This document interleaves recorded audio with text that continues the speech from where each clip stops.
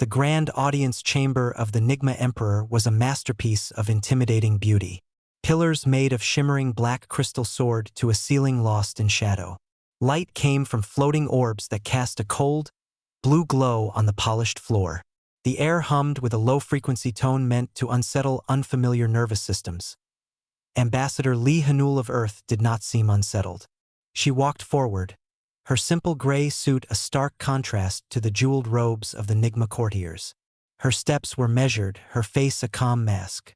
Behind her, Park Miho followed. He was older, his eyes constantly moving, taking in every detail of the room, every flicker of expression on the alien faces. They stopped at the designated circle on the floor before the raised throne. Emperor Visker too looked down at them. He was tall, his skin a pale lavender, his 4 eyes arranged vertically. He did not speak. A smaller official, a communicator, did that for him. The Galactic Nigma Empire recognizes the Terran delegation. You may present your petition. Hanul bowed her head, just slightly. Thank you, Emperor Visker. We do not come with a petition, but with a proposal. Humanity has recently achieved stable, faster-than-light travel. We have discovered we are not alone in the universe. Our first formal act is to seek out our neighbors. We wish to establish peaceful relations, open cultural exchanges, and, where mutually beneficial, fair trade. A ripple of what might have been amusement passed through the watching Nigma. Their empire was built on conquest and integration. The idea of a new species asking for fair trade was quaint. The Emperor's primary mouth twitched. The communicator spoke again. The Empire sees your enthusiasm. Your technology is young. Your understanding of the galaxy is limited. The Emperor, in his generosity, offers you a place within the imperial fold. You will become a protected species. Your worlds will be integrated. You will enjoy the peace and order of our rule. It was not an offer. It was a polite demand for surrender. Hanul's expression did not change. She had expected this. We are deeply honored by the Emperor's consideration. However, humanity places supreme value on its right to self-governance. We must respectfully decline the offer of protectorate status. We seek partnership, not parenthood. The silence that followed was heavier than before. No one declined the Emperor. The courtiers stared, their large eyes unblinking. Park Miho, who had been silent until now, took a small, almost imperceptible step forward. His role was not as chief diplomat, but as a specialist in xenocultures. He had studied the Nigma's history, their patterns. He saw the subtle stiffening in the Emperor's posture, the way the military officer to the right, Grand Legate Gorlin, clenched his lower hands. The Emperor waved a dismissive hand. The audience was over. The dismissal was a humiliation in itself. As 2 silent guards moved to escort them out, Miho slowed his pace just beside Grand Legate Gorlin. He spoke in a low voice, meant only for the legate's audio receptors. Grand Legate. A personal note, from one student of history to another. Gorlin looked down at the small human, his vertical eyes narrowing. Miho continued, his voice soft but clear. Our files show the Nigma Empire has never lost a war. You measure strength in fleet size and planetary yields. It is an impressive record. He paused, meeting the alien's gaze.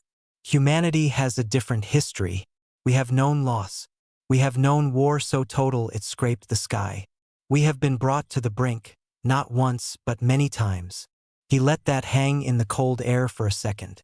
The advice we gave was formal. Let me give you informal advice, from my own heart. Do not defy humans. Do not mistake our desire for peace for weakness. If you choose to test that line, understand what you are testing. It is not our weapons. It is our will. And if you force a conflict where our survival is at stake, then survival itself, for anyone involved, is not assured. It is a lesson written in the bones of our world. Gorlin's face was unreadable, a statue of lavender stone. He said nothing. He merely turned and walked back toward the throne as the great doors of the chamber sealed behind them. Hanul glanced at Miho. Was that wise? Miho watched the Nigma symbols carved into the door. They spoke of eternal dominion. They do not understand us, Hanul. They see a simple, new species. They needed a clearer picture. I framed it in terms their military mind might grasp. A warning. They took it as a challenge, Hanul said softly, as they were led back to their ship. Perhaps, Miho said, but it was the truth. And now it is in their records. We advised them. The next move and all the consequences that follow will be theirs alone. On their small diplomatic vessel, looking back at the glittering, intimidating sprawl of the Nigma capital world, both humans felt a profound weight. They had extended a hand. They had also drawn a line. They could only hope the Empire saw the line for what it was. A border not of aggression, but of necessary defense. History, Miho knew, suggested otherwise. Empires like Nigma only understood lines as things to be crossed. The report from the human diplomat, Park Miho, was filed in the Imperial Archives under Minor Species, Initial Contact, Assessment. Presumptuous, low threat. Grand Legate Gorlin included the human's final, whispered warning as a footnote, appended with his own analysis.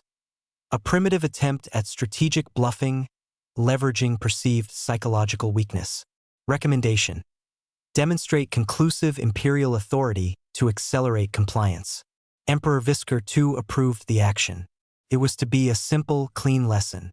The target was a human mining outpost on the dwarf planet CK 8873 in the Sirius system. A small, isolated place. A single Nigma battlecruiser, the Judgment of Visker, would enter the system, issue a demand for the outpost's surrender in the name of the Empire, and when the humans inevitably refused or panicked, it would destroy the primary habitat module. The loss of life would be tragic but minimal. The message, however, would be universal. The Empire's will is absolute. Resistance is a death sentence. Aboard the Judgment of Visker, Commander Drowls watched the rusty sphere of the dwarf planet grow larger. The outpost was a series of domes and drilling rigs clinging to the surface like metal lichen. He felt no animosity. This was a duty, a clinical adjustment of galactic reality.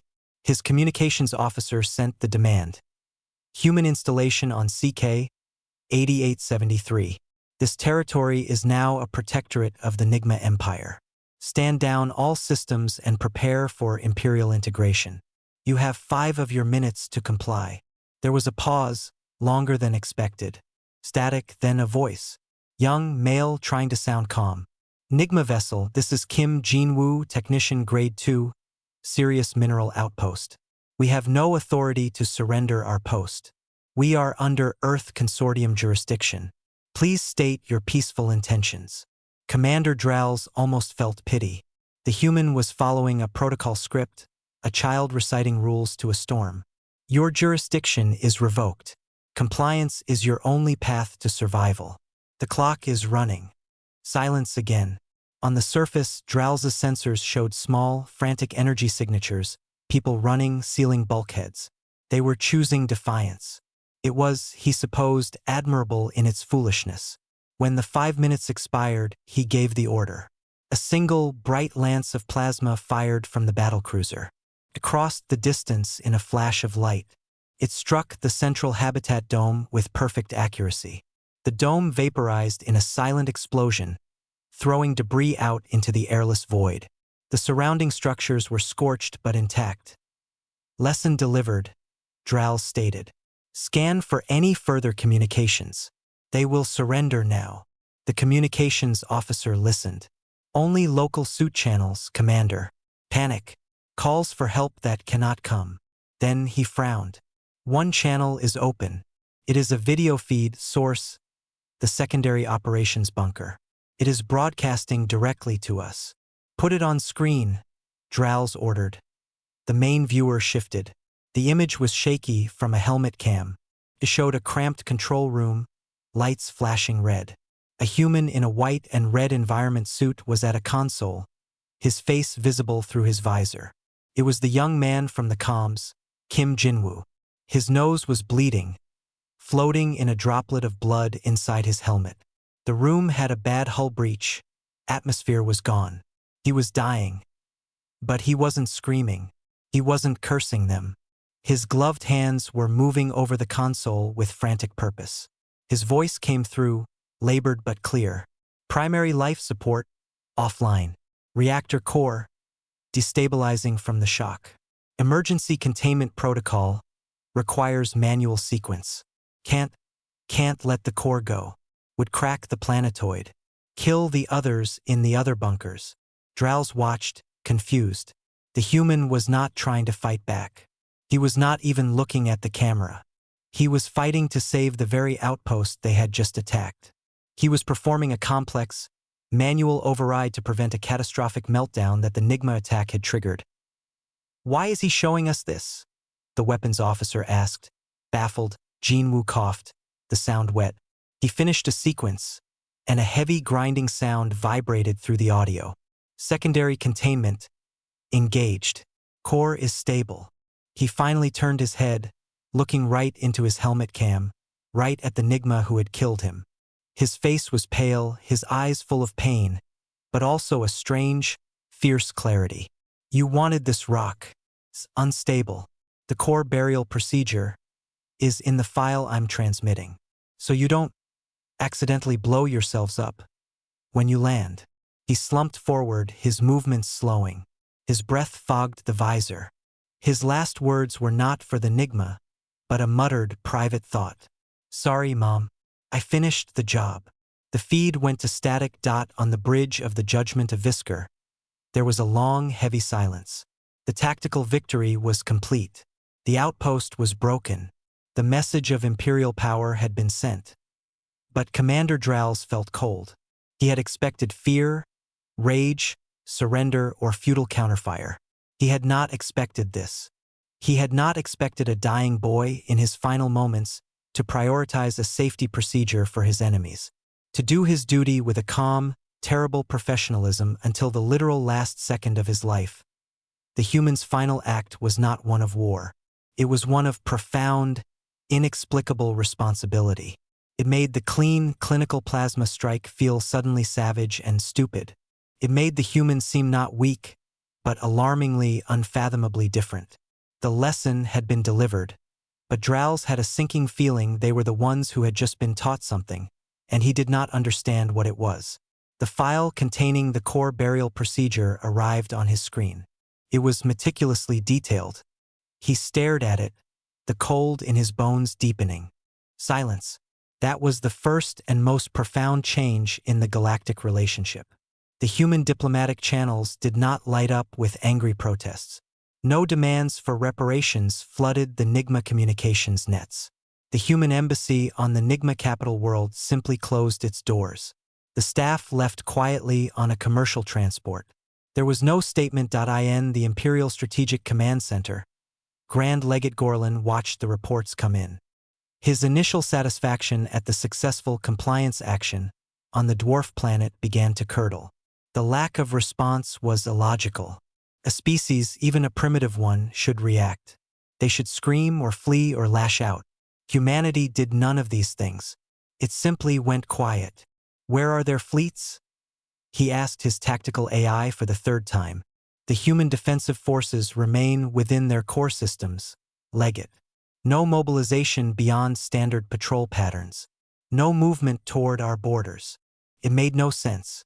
Gorlin had expected a show of force, a predictable gathering of ships that he could then crush with overwhelming strength, ending the human question forever.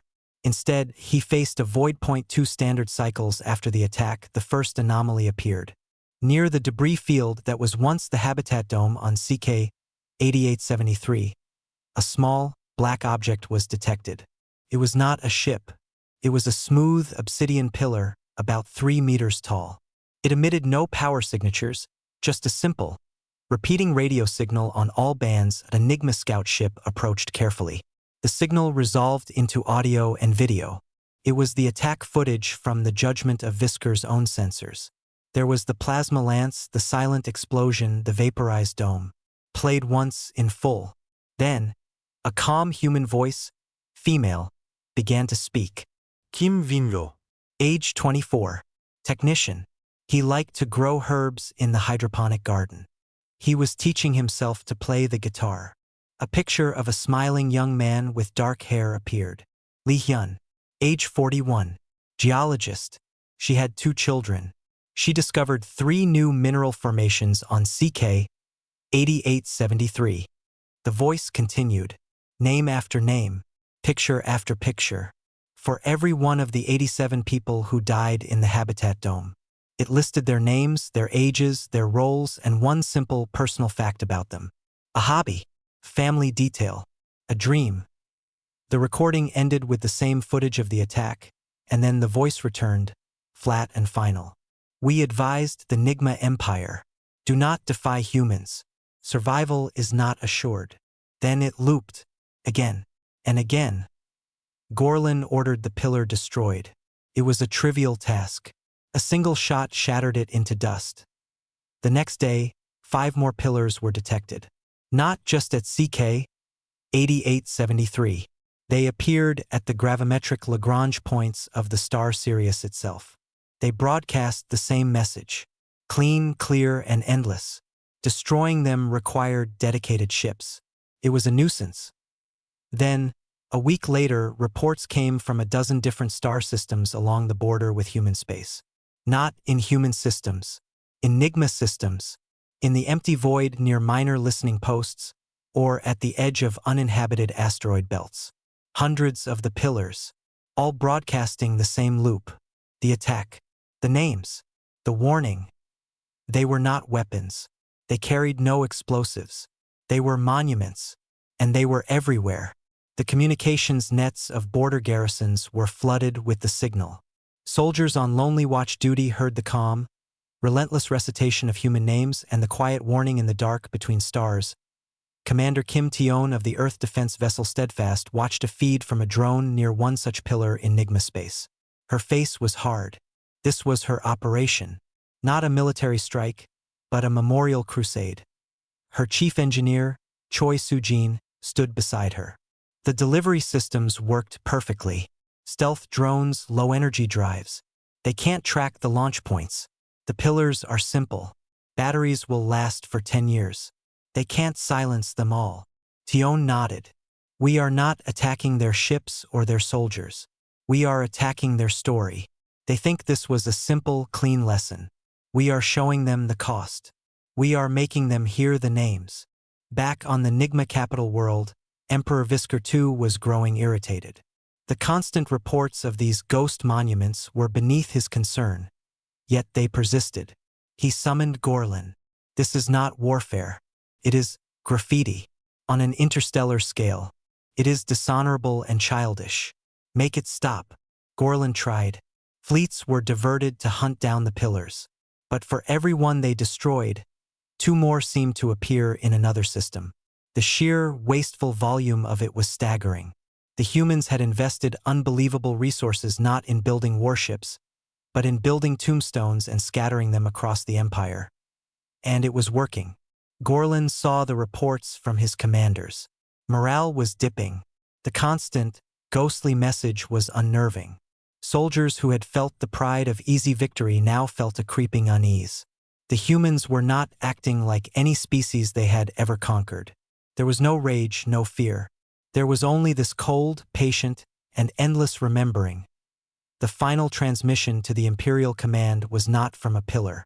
It was a tight beam message from a human courier drone that appeared just outside the capital's defense perimeter. It contained no threats, just a single sentence from Ambassador Lee Hanul. You sought to teach us a lesson with death. We are teaching you one with memory. Which fades first? Grand Legate. Gorlin stood in the silent command center, the holographic star map dotted with thousands of tiny, blinking red icons where the pillars had been reported. He felt a frustration deeper than any battle loss. You could not fight a memory. You could not defeat a ghost. The clean victory on the dwarf planet was now buried under a galaxy of black stone and recited names. The silence from humanity was no longer just an absence of noise. It had become a sound all its own, and it was deafening. The silence and the ghost monuments were a maddening puzzle, but Grand Legate Gorlin was a being of action. The Emperor's patience had worn thin. This strange psychological war was beneath the dignity of the Empire. A solution was needed, a demonstration of raw, undeniable power that would break the human spirit once and for all. The target chosen was the human colony world of New Jiangju. It was a border world, lush and terraformed, a symbol of human expansion. Its conquest would be public, decisive, and humiliating. The Third Imperial Fleet, a vast array of battlecruisers and troop carriers, dropped out of faster-than-light travel at the edge of the New Jiangju system. There was no human fleet waiting to meet them. Scans showed the planet was quiet. Too quiet. No orbital defenses activated. No ships rose to challenge them. They have evacuated, a tactical officer suggested. Or they are hiding, hoping to ambush us on the surface. Gorlin replied, but he felt doubt. He ordered the fleet into orbit. Still no response. No communications of any kind. He gave the order to land. The first wave of assault shuttles descended through the calm, blue atmosphere. They set down in the wide, empty plaza of the primary settlement. The buildings were elegant and clean, made of local wood and white stone. Trees with green leaves swayed in a gentle breeze. The place was perfect and utterly empty. Not a single human, not a vehicle, not even a domestic animal could be seen or scanned. The colonists were gone. It was unnerving. The Nigma soldiers, clad in heavy combat armor, moved through the silent streets in tight formations. They found homes with meals left on tables. They found workshops with tools neatly put away. They found a school with drawings still on the walls. It was as if the entire population had simply vanished into thin air moments before in the central plaza, where the flag of the Earth Consortium usually flew. They found the only object that was not a building. It was a massive stone, darker than the surrounding material. It stood 4 meters high, a smooth, polished obelisk. As the soldiers approached, a holographic projection sprang to life above it. It was Park Miho, the human cultural advisor. He stood calmly, his hands clasped behind his back. "Welcome to New Jiangju, soldiers of the Nigma Empire," his voice said, clear and translated. "You sought a battle. You will not find it here. Instead, we offer you a lesson. You believe strength is only in the power to destroy. We have learned that strength is also in the power to understand. Carved into the stone in every known galactic script is a list. It is the list of the would-be destroyers." The hologram gestured to the stone. Close-up scans revealed it was covered in finely etched writing. Columns and columns of names. Strange ancient names. These are the empires, the tyrants, the ideologies, and the monsters from our own history on Earth who believed, as you do, that humanity could be erased. Who thought our end was assured. Miho's hologram walked slowly around the image of the stone. The Assyrian Empire, the Mongol hordes, the Third Reich, the entity known as the Berserker probes in our early space age, and dozens more. Each one, in their time, held the power of life and death over us. Each one is now gone, not always by our hand alone, but always because of our existence. Because we endured, we remembered, we adapted, we outlasted. He stopped and looked directly at the viewers. You are now on this list. Your choice. Study it. Understand what you are now a part of. This is the true history you have challenged. The hologram faded. The stone remained, a silent, immutable fact. Across the colony, other, subtler things began to happen. A Nigma patrol found their powered armor suddenly shutting down, not with a failure, but with a gentle, polite message on the internal display: "Power cell firmware mismatch. Please consult original manufacturer." The cells were Nigma-made, but the code that managed them had been written by human software, traded years ago. A command shuttle refused to lift off. Its navigation system insisted it was already at its destination. A communications array began broadcasting children's nursery rhymes from Earth on the Imperial command frequency. Engineer Choi Soo-jin, light years away, monitored the reports. Her work had not been on weapons, but on the countless systems humans had helped design, build, or integrate for the Nigma Empire over years of tentative trade. She had left gifts in the code, in the firmware, in the architecture. Not bombs, but locks. Not viruses, but simple, stubborn assertions of truth. This is our design. You do not fully understand it. Gorlin stood in the silent plaza, the giant stone looming over him. He had his soldiers try to destroy it. Their energy weapons scorched the surface but did not crack it. Their projectile weapons chipped it, but the etchings beneath were deep. It would take days to break it down. And all the while it sat there, accusing him that he felt a profound, chilling isolation. He was not fighting an army. He was fighting a culture's shadow. They had not just evacuated a colony. They had turned it into a museum dedicated to their own stubborn survival and left his army as the only foolish exhibits. The perfect, empty city around him was not a retreat. It was a canvas, and humanity had painted a picture of the Nigma Empire's future on it. A footnote on a stone, in a silent, deserted place. The victory he had come to claim had been turned into a classroom, and he was the slowest student in it. The absolute quiet of New Gyeongju was louder than any battle cry. The Third Imperial Fleet remained on New Gyeongju for 20 standard days. They were not an occupying force. They were prisoners in a museum of their own making.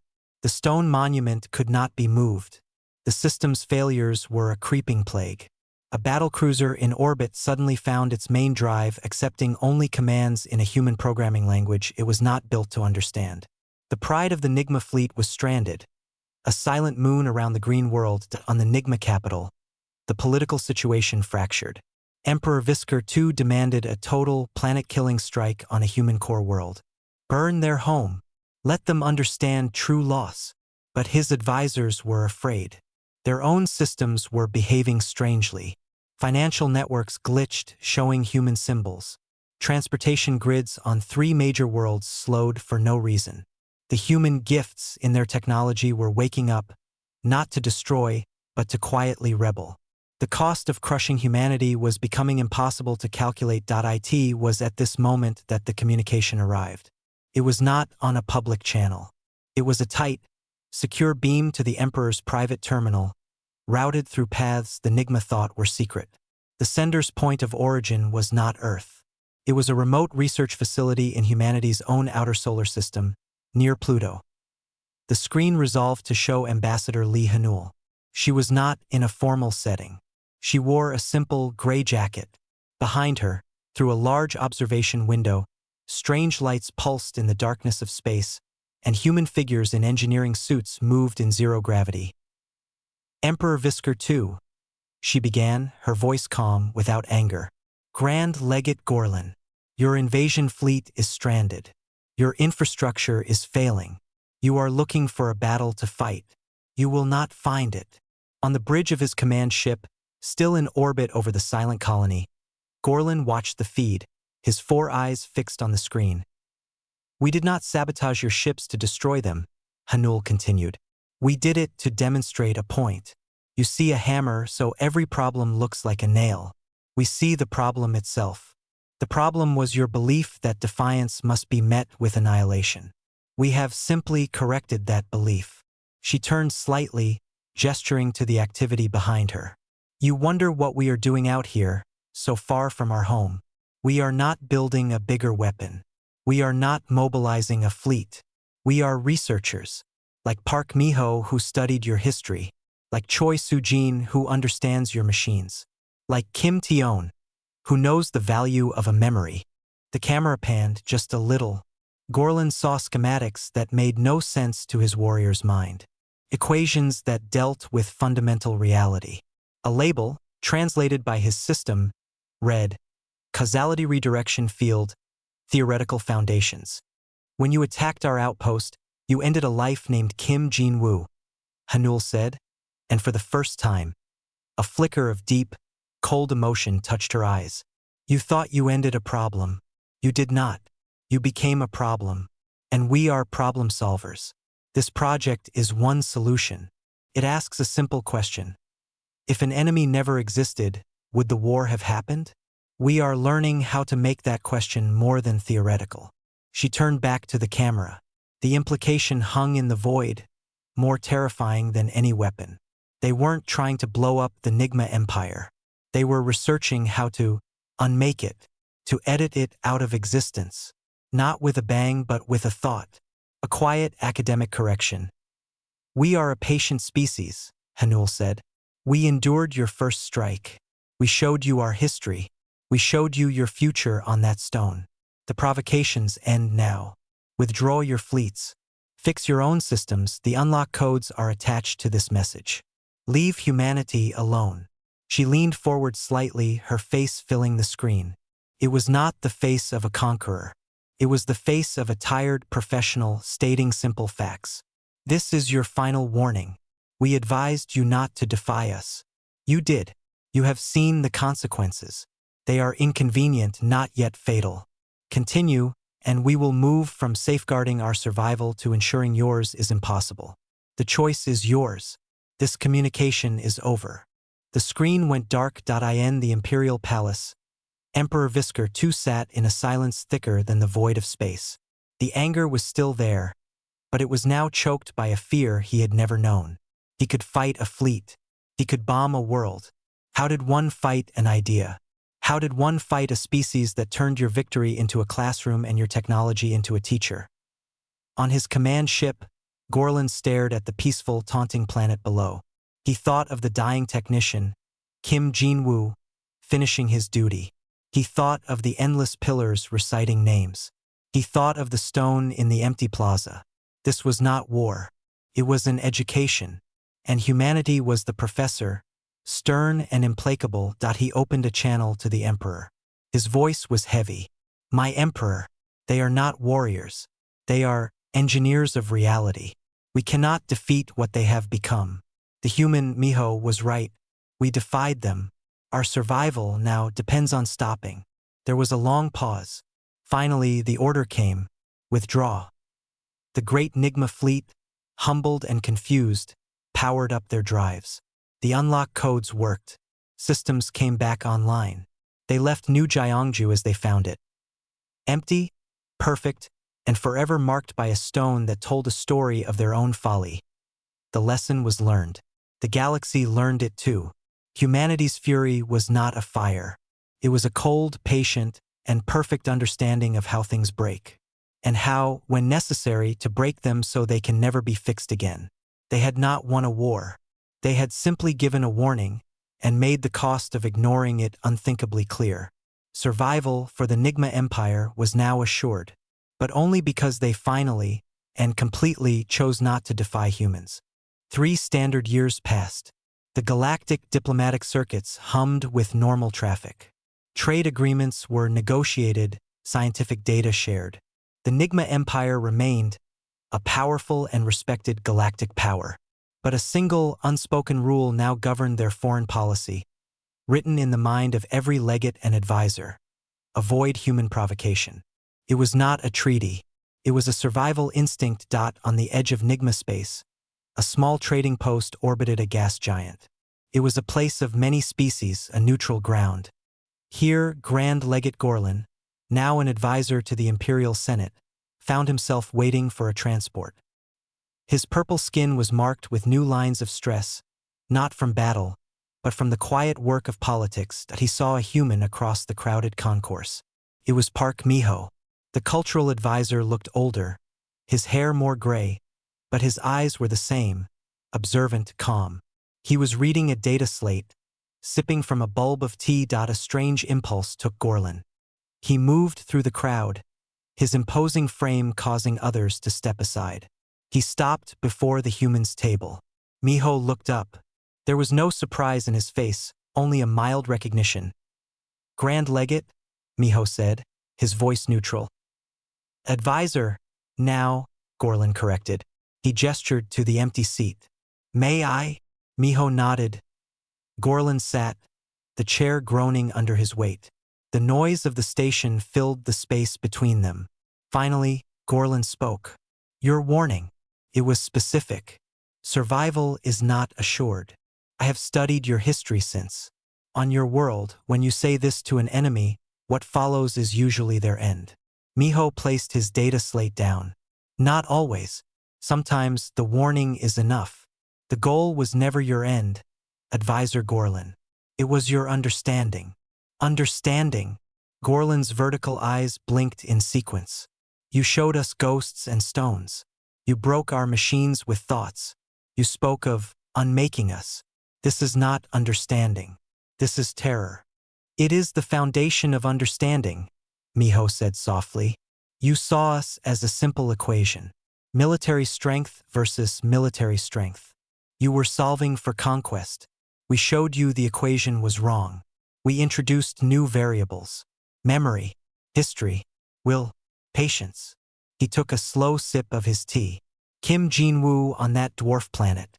He was a variable you did not account for. His duty in his final moment was a stronger force than your plasma lance. You just didn't know how to measure it. Gorlin looked at his own hands, the hands that had authorized 100 campaigns. The monument pillars, the silent colony. It was inefficient, a waste of resources that could have built warships. And if we had built warships? Miho asked. You would have known what to do. You would have fought and bled and perhaps won or lost. It would have been a clean story for your empire, a glorious war. Instead, we gave you a mystery that infected your morale, your technology, your very story about yourselves. You cannot celebrate a victory over a memory. You can only be confused by it. A cargo ship docked with a distant thump that vibrated through the station's frame. The project you showed us, Gorlin said, his voice even lower. Near your icy world, the causality field. Was it real, or was it another ghost? Miho smiled, a small, tired thing. Does it matter? You believed it was possible. That was the threshold we needed you to cross. The moment you believed we could do something you could not comprehend was the moment you ceased to be a threat. You decided your own survival was more valuable than testing the idea. Gorlin stared at him. The final, chilling peace settled into place. The ultimate weapon humanity wielded was not a field that bent reality. It was the capacity to make a ruthless, logical enemy believe they possessed such a thing. It was the engineering of certainty. So it was all a bluff, Gorlin stated, but it felt hollow. Was it? Miho countered, his gaze steady. After the attack, a team led by Commander Tion retrieved Jinwoo's body. We buried him on Earth in a place of honor. Engineer Sujin took the data from his final transmission, the core burial procedure he saved for you. She used it to design a new form of reactor stabilizer. It is saving lives on 5 of our deep space stations now. He leaned forward. You gave us a martyr and a problem. We made a monument and a solution. That is what we do. You defy us, and you become a part of our story. And we are relentless storytellers. Our stories always end with us surviving. Your role in that story is your choice. Miho's transport alert chimed on his slate. He stood, collecting his things. The warning stands, advisor, not as a threat from us, but as a simple law of nature like gravity. Defy humans and you set forces in motion. Survival becomes uncertain. The wisest course is to avoid the defiance altogether. He gave a slight, respectful nod and walked away, disappearing into the flow of the crowd. Gorlin sat for a long time. He thought of the stone on New Gyeongju, now a tourist curiosity for other species. He thought of the thousands of silent pillars, their batteries perhaps finally dead. He thought of the young technician's calm voice. Humanity had not won a war. They had changed the game. They had turned conflict from a contest of destruction into a lesson in consequence. And they had made the Nigma Empire, the conqueror of 100 worlds, into their best student. He rose and walked to his own gate. The unspoken rule in his mind was now a clear, personal understanding. It was not fear. It was a profound and weary respect. One did not defy a force of nature. One simply learned to live next to it and was grateful for the warning before the storm. 50 years is a long time for a human. For the Nigma Empire, it was a passing season. Emperor Visker II was gone, his son now on the throne. The old legates like Gorlin had retired. The human episode was a studied chapter in military academies, taught as a lesson in asymmetrical response and cultural miscalculation. The younger officers listened with polite skepticism. The stories of ghost monuments and unmaking fields seemed like folklore, the exaggerated tales of a generation that had lost its nerve. On a small, thriving human world named Aurora, a celebration was underway. It was Unification Day, a human holiday about resilience. Among the guests was an old Nigma historian, Scholar Kale. He had requested a meeting with a specific human. He was led to a quiet garden overlooking a wide, calm river. Lee Hanul was there. She was very old now, her hair white, her hands resting on a carved walking stick, but her eyes were the same, clear and observant. She smiled as the Nigma scholar approached. "Scholar Kale, welcome. I was told you had questions about the old days." Kale bowed, his 4 eyes blinking respectfully. "Ambassador Hanul, thank you for seeing me. I am writing a history. The official records are dry. They speak of tactical withdrawals and diplomatic resolutions. But the older whispers speak of more. Of a technician named Kim. Of silent stones. I wish to understand what truly happened." Hanul gestured to a stone bench beside her. They sat, watching the river flow. "What do your records say about how it ended?" she asked. "That a mutually beneficial understanding was reached," Kale recited. "That the Empire, in its wisdom, chose peace over unnecessary conflict." A small, dry laugh escaped Hanul. "Yes, that is one way to tell the story. The way a parent tells a child they stopped crying because they chose to be brave, not because the thunder stopped." She was silent for a moment, gathering the past. "The truth is simpler and harder. Your empire believed strength was a thing you could hold, like a sword. We showed them it was a thing you could be, like the river. You can cut a river with a sword, and for a moment it seems to part. But the water just flows around the blade, and behind it nothing has changed. The river is still the river." Kale recorded her words, his delicate fingers moving over his data pad. "The Causality Field Project near Pluto. Our archives mention it with concern. Was it real? Did you truly have such a power?" Hanul looked at him, her gaze gentle. "What is real, scholar? Was the fear your commanders felt real? Was the confusion of your soldiers on New Gyeongju real? The effect was the same. We showed your leaders a door. We did not need to open it. We only needed them to believe that what was behind it was worse than turning away." She pointed her stick at a large, smooth stone in the middle of the river. The water parted around it, flowing without pause. "That is the only causality field we ever needed. The principle of the path of least resistance. We made defiance the hardest possible path. And the monuments? The names?" Kale pressed. "Ah," Hanul said, her voice softening. "That was the heart of it. Your empire saw individuals as statistics, units of production or consumption. We reminded you that every unit has a name, a story, a person who liked to grow herbs or play music. You cannot hate a statistic, not really. But you can fear the collective will of countless stories, all saying we remember, and we will not forget. Memory is a weapon that never runs out of ammunition." A young human girl, perhaps 6 years old, ran along the garden path. She stopped when she saw the old Nigma, her eyes wide with curiosity, not fear. "Hello?" the girl said. "Hello?" Scholar Kale replied, surprised. "Your eyes are cool," the girl said, before running off again. Hanul smiled. "She sees something new and interesting, not a threat. That is the future we were protecting. Not dominion, not even victory. Just the chance for a child to see a stranger and think, cool, instead of enemy. Your empire's actions threatened to teach her fear. We could not allow that." Kale understood now. The history was not in the battles never fought. It was in this quiet garden, in the lack of fear in a child's eyes. The human strategy was not one of escalation, but of profound, layered defense. They defended their future by making the cost of threatening it incomprehensible. "So the warning," Kale said slowly, "it was not just for then. It is for always." Hanul nodded, using her stick to push herself up. The meeting was over. "It is a promise. To ourselves and to any who would listen. We will live. We will remember. And we will shape the universe not to conquer it, but to continue living in it. Everything we did was just gardening, weeding out the idea that we could be ended. So flowers like that little girl can grow." She began to walk slowly back along the path. Scholar Kale watched her go, the old human who had helped bend an empire without firing a shot. He looked at his data pad, then out at the river flowing around the stone. His history would be different. He would not write of tactical withdrawals. He would write of a river and a stone. He would write that the Nigma Empire did not choose peace.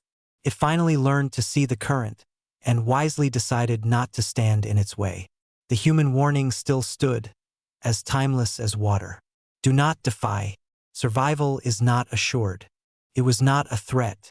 He finally saw the most simple and basic truth of all.